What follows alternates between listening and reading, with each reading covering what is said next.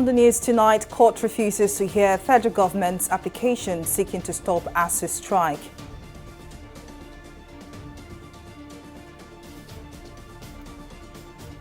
The Independent Corrupt Practices and Other Related Offences Commission, ICPC, says civil servants padded 2021-2022 budgets with 400 billion naira duplicated projects.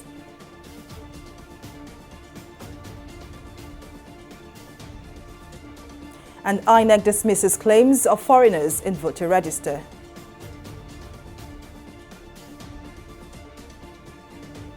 Well, many thanks for joining us on News Now. I am Folashade Ogorinde. Pro-chancellors of federal universities have appealed to President Muhammadu Buhari to give more concessions to striking university lecturers. The pro-chancellors made this known at a meeting with the president at the presidential villa in Abuja on Friday. According to a statement by the presidential spokesperson Femi Adesina, the pro-chancellors also asked for a reconsideration of the no-work, no-pay stance of the federal government, promising that lecturers would make up for time lost as soon as amicable situation was reached and schools reopened. The National Industrial Court of Nigeria, NICN, has refused to hear an application by the federal government seeking an order directing the Academic Staff Union of Universities, ASU, to suspend its ongoing strike. ASU has been on strike since February the 14th to press home the demand for improved funding for universities and a review of salaries for lecturers, among other issues. Several meetings between ASU and the federal government have ended in deadlock. The court had on Monday adjourned the matter to September the 16th for further hearing. And still on ASU strike, the president of the Academic Staff Union of Universities, Emmanuel Osodeke, has given indication that the striking lecturers are willing to go back to the classroom provided the federal government complies with the agreements. Osodeke disclosed this on Thursday at a national town hall meeting on tertiary education in Abuja. According to Osodeke, one of the things the federal government needs to do is to honor the 2019 agreement it had with ASU. He added that the federal government's new policy of no work, no pay is largely rejected by ASU members, which is one of the reasons the strike is still lingering. 2014, the president said, let me meet with you and resolve this problem today, even if it lasts for 10 days. So we met with him and met for 14 hours. And we came to a conclusion that government said you cannot pay 1.3 trillion as a goal. Let's spread it over 6 years. That first year give 200 billion, and the next 5 years give 220 billion. And we signed an agreement. They managed to release that first one.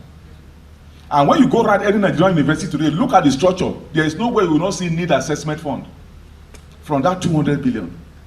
Laboratories, you see need assessment fund. But that was the end. This government came in 7 years ago. We said 220 billion per year. But from when they came in 2015 and today, they have only released 50 billion. 50! They have only released 50 billion.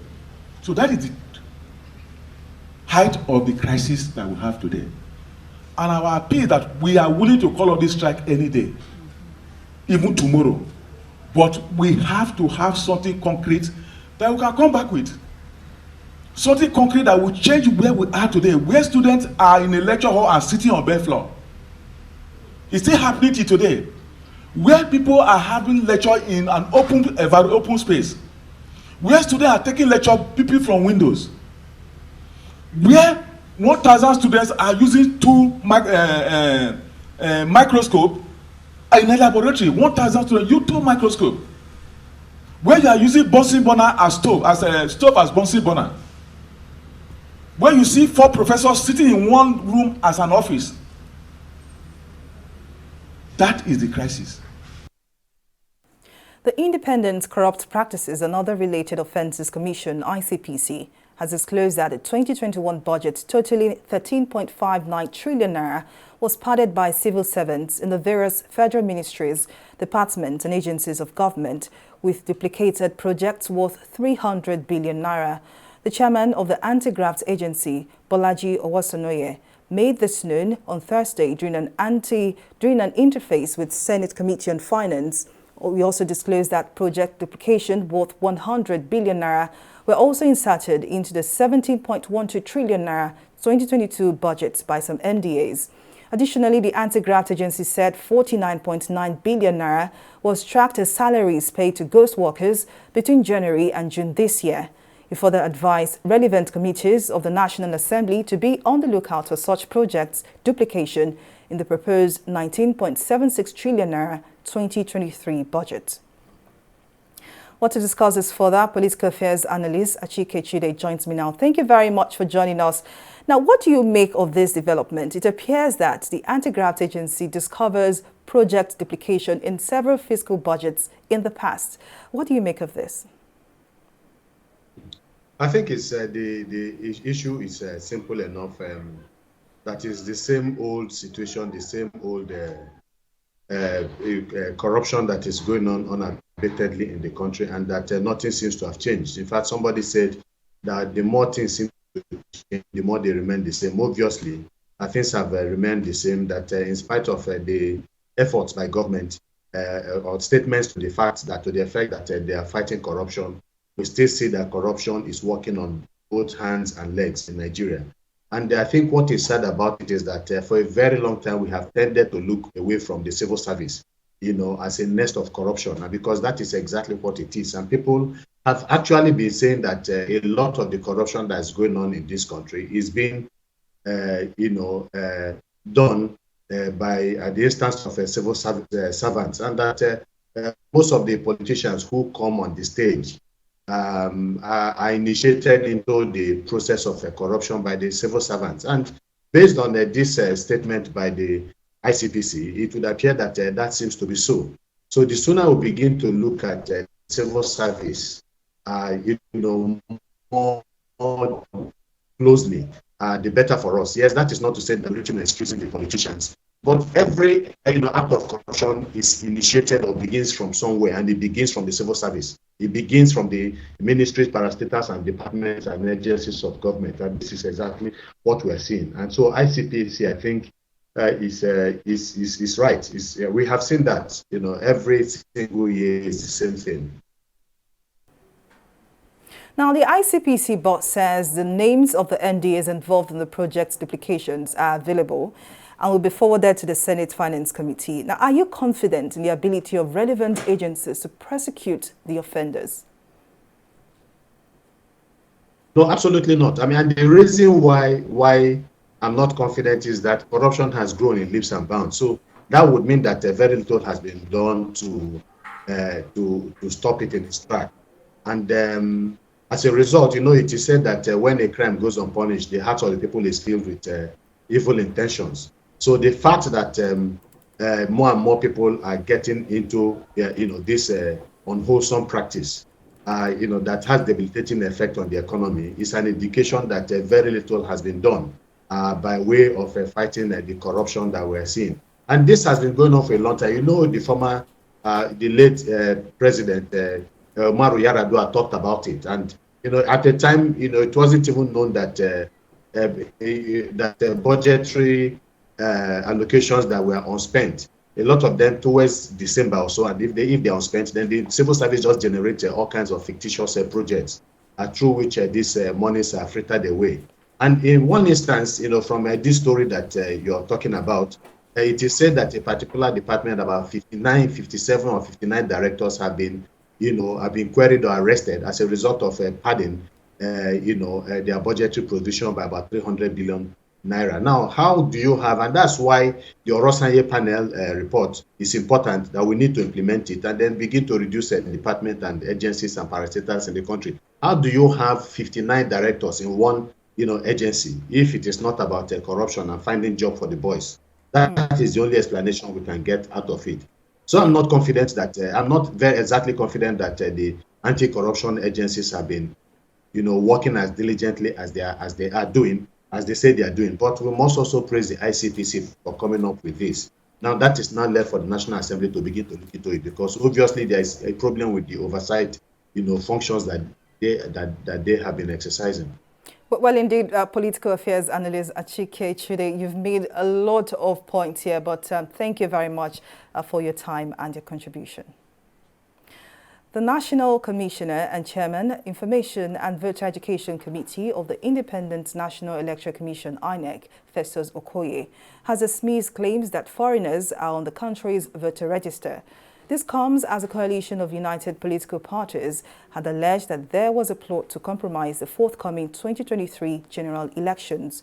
Okoye, however, assured Nigerians about the credibility of the election process, adding that all ineligible records will be detected for removal.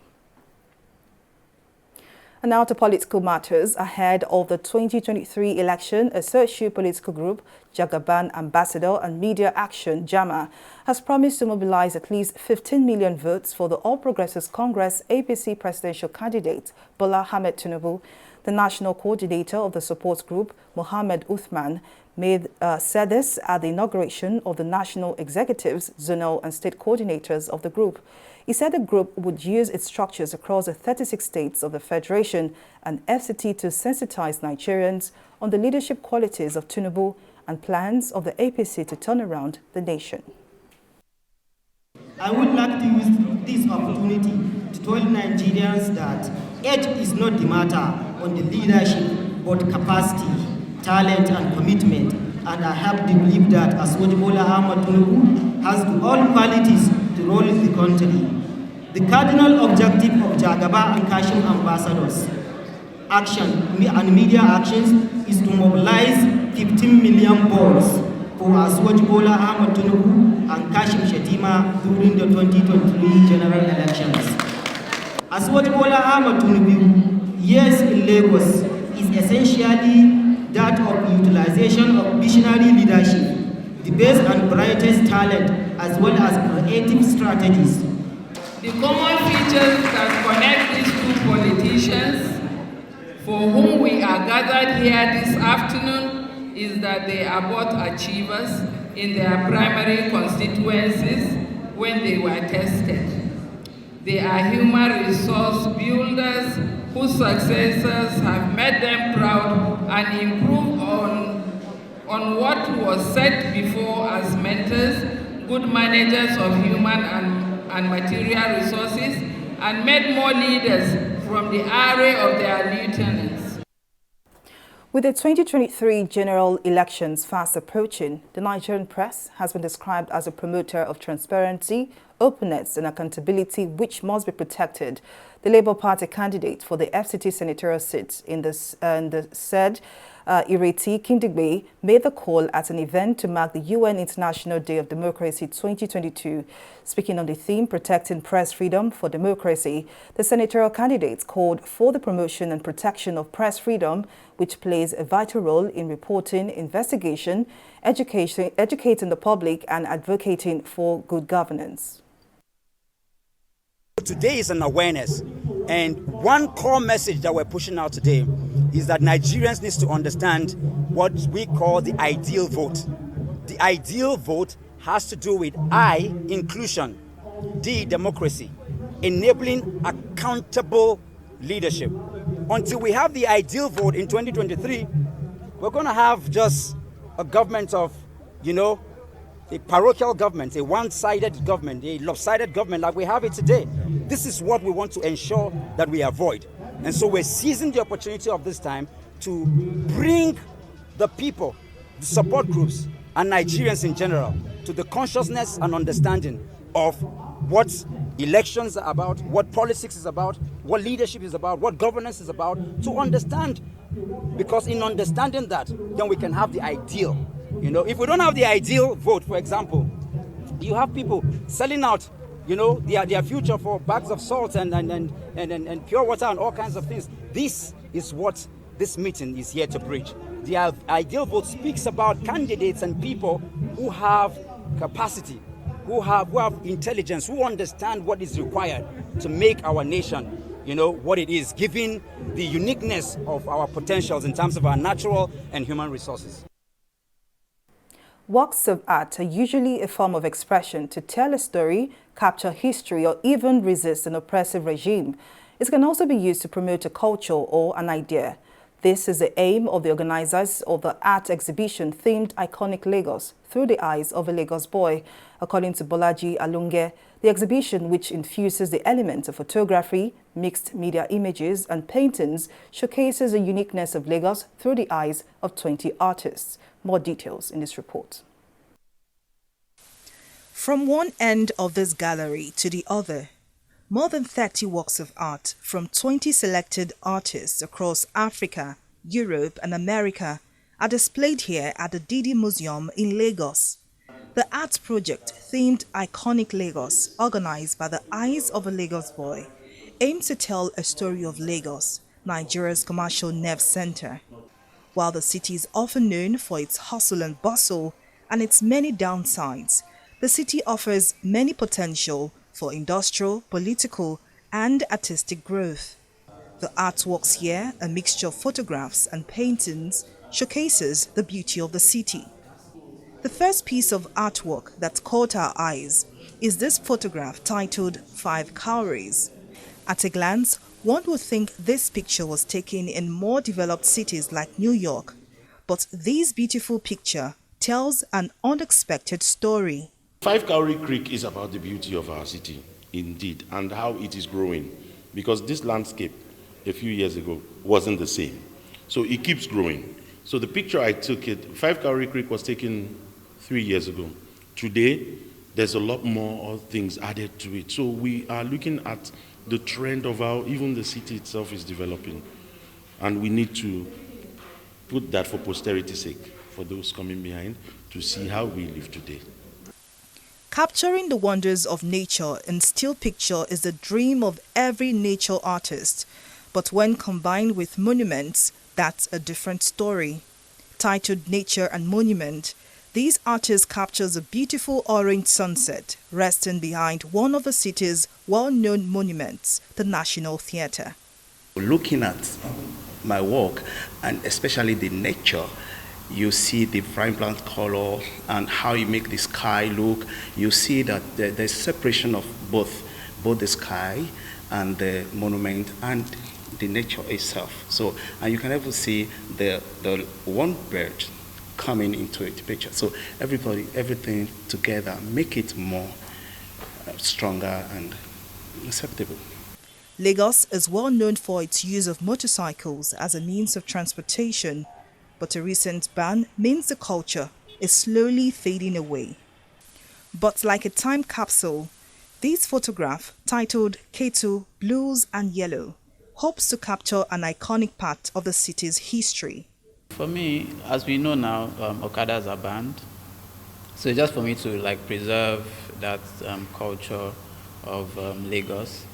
Eventually, maybe in a few years' time, who knows, maybe we might not see Okadas in any part of Lagos again. So these pictures are something that I will use to show in the future about how Lagos was in this time. And it is also to show the lives of people in Lagos. These people, Okada riders, this is their source of livelihood, and they have used it to feed their families and do a lot of things. But now with the ban of Okadas and all, they might find it difficult to find work and to do other things. So it's just like an ode to them, like a tribute to them as well. The many artworks here, a fusion of photography, mixed media images and paintings, evokes the uniqueness of the city to change the negative narrative of the city that never sleeps. Folashade Ogrinde, TV360 News. Well, we'll take a break here, but still to come. IMF ranks Nigeria 11th country with highest private savings in Africa. Details of the story and more right after this break.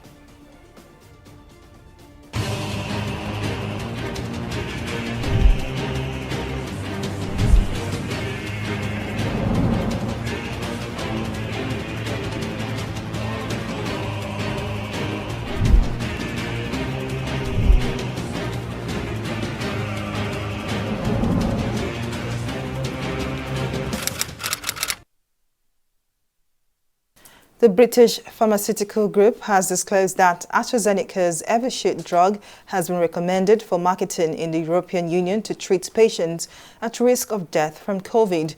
The European Medicines Agency's latest recommendation followed trials showing significant protection against progression to severe COVID-19 or death. In a statement, AstraZeneca explained that the drug use via injection is recommended for adults and children aged 12 and above who are at increased risk of progressing to severe COVID-19. Well, we'll take a break here and return with more stories. To stay with us.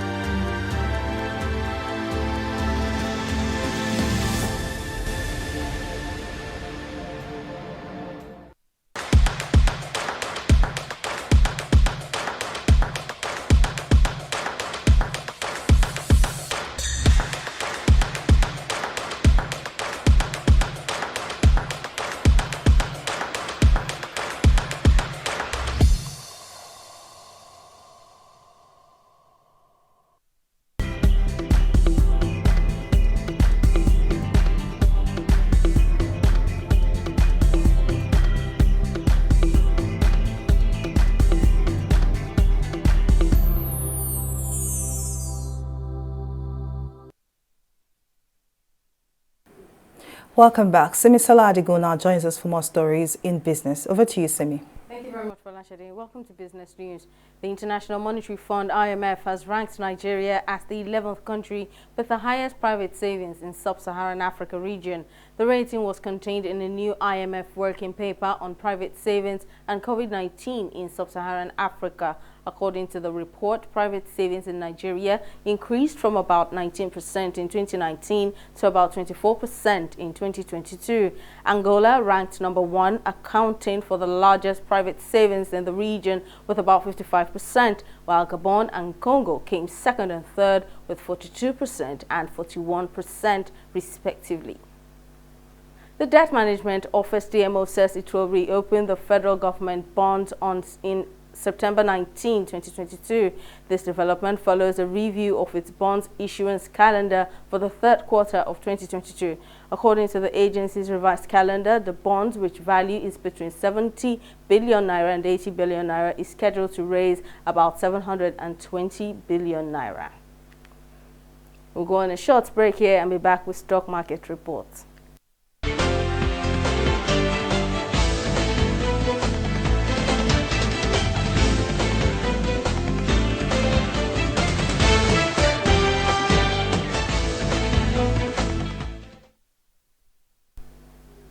The Nigerian equities market has recorded the second consecutive week of negative close. The Friday decrease of 0.13% sees the all-share index also decrease by 49,475 basis points and market cap to 26 trillion naira. Banking and insurance stocks led the sell-side activities. Today, Regalins, Alliance Insurance and Unity Bank are Friday's list earning stocks with 65 kobo. Inversely, NEM Insurance Company and Academy Press lead the advances with 7 naira 79 kobo. In total, 107 million volume of shares at over 1 billion naira were traded in 3,303 deals. All key sectoral indices closed the review trading week in the red. Now on to global stocks. Volumes declined as macroeconomic trends significantly worsened later in the quarter, both internationally and in the US. Now it's a similar tale for our select foreign stocks, that they are all in the reds, down 0.62%, 1.15% and 1.11%. That's it on Stock Market Review. Back to you, Folashade. Well, many thanks, Ms. Ola, for that update. The European police have arrested 5 members of a gang suspected of smuggling migrants aboard private planes from Turkey to Europe using fake diplomatic passports. The operation, which was coordinated by Europol and its twin judicial arm, Eurojust, together with European police and U.S. law enforcement agencies, uncovered 2 aircraft, a luxury car and equipment used to make fake identity documents in raids in Belgium and Italy. According to the agency, the suspects are currently facing accusations of migrant smuggling, document fraud and money laundering. Well, up next is Entertainment Report on News Now.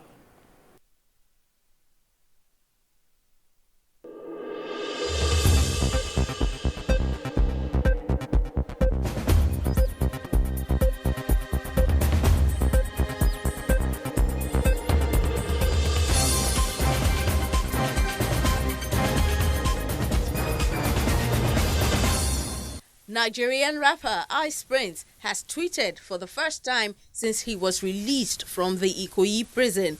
In his tweet on Thursday, the rapper recognized the importance of freedom. His comment comes days after the Lagos State Police Command spokesperson Benjamin Hundeyin revealed the music star was locked up for abducting and threatening to throw an officer into the river after he was stopped for driving without a license. The music star was later arraigned and remanded at the Ikoyi prison till his bail conditions were met for his release on Thursday. American Grammy Award-winning rap artist and songwriter Cardi B has been sentenced to 15 days of community service after she pleaded guilty to assault in the 3rd degree and reckless endangerment in the 2nd degree. The 29-year-old entered a guilty plea to 2 misdemeanor charges on Thursday after admitting to getting into a fight with 2 bartender sisters at a Queens strip club in August 2018 and paying a friend $5,000 to assault one of them for allegedly sleeping with her husband.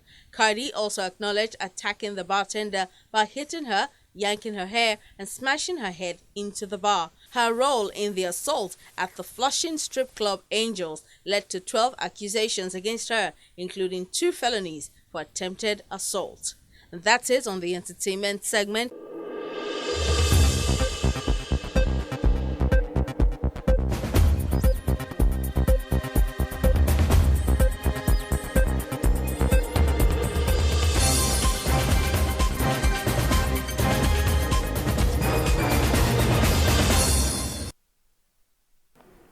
Away from entertainment and now to sports, President Muhammadu Buhari has approved the scrapping of the troubled league management company LMC. Speaking at the 51st session of the State House briefing organized by the State House communications team, the Minister of Youth and Sports Development, Sunday Dare, explained that the scrapping of LMC is for the good of the Nigeria football.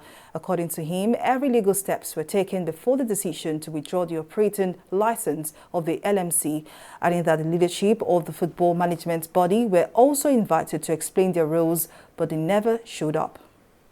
Mr. President approved the dissolution of the LMC and the requirement, the directive that the NFF should set up an IMC because of clear evidence that our league was in dire straits, and that is in public space. Between May and August, we did not issue that directive because we wanted the Premier League to complete its season without any disruption. But also during that period, the ministry made effort and engagements to speak with those in charge. We want you to make changes. We want you to do X, Y, Z. We never got any response. As we sit here, our league is on deathbed. We know the nature of our domestic league. And just yesterday, I got a letter from the club owners. I met with them 2 weeks ago. I also met with the female football leaders. There's a letter that came on September 1st. I only got it yesterday, stating clearly that they have numerous problems with the LMC running the league. As a ministry, we applied reasonable judgment and delayed that communication. But at the point when the league had ended and we saw the continuous decline of our football, we felt it was the right time to take the necessary action. And that's the size of our news bulletin. Many thanks for watching. I am Fola Shadi of Green Day. Bye for now.